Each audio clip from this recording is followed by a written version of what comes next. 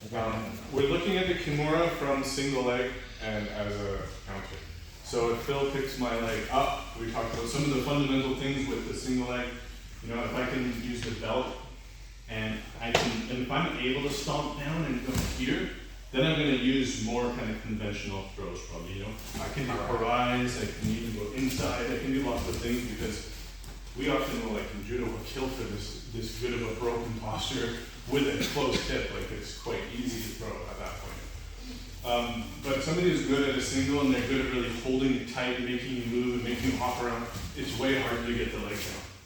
So a lot of times what we'll do is to use kind of like the Sumi Gaeshi basically, but we're using it with the Kimura. So we lean down to try and get them to come back just a little. And when they do, we're going to shove the head to the outside. Okay? The head to the outside is really crucial. Come back. A good single leg drive, they're going to be doing all those things I mentioned, but also driving with the head. So they need to be keeping you off balance here. So I like to anchor to them a little bit, make sure you're stable. Can't get the foot down, but you still want to stay somewhat heavy on that leg. And then we're going to pop through. As soon as we push here, this one's going to come through, and we go right to the Kimura grip. Okay, while he's still down, I don't give him a chance to transition. I'm going to hop in. I'm going to go to the top. For now, I'm not worried about how much I'm rolling up. In reality, I might stick to him more and try and roll up all in one motion. Or if I'm really focused on trying to get the lift, I might bait him into coming up this way and following like we did before, and then coming to the same kind of back control. Okay, so that was one version we did. And then the other version was a Sumi Gaeshi, more kind of classic.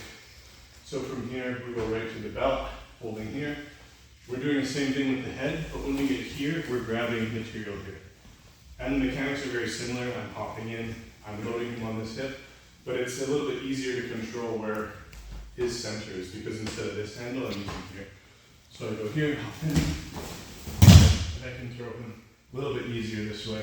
And I'm holding his belt already, a little bit easier to control where his leg is going. If I wanted to, and I time it well, if he turns into me, I might be able to catch this in time if I have drilled that enough and I can set it up. Otherwise, you can always try and just roll right up with the person. Okay?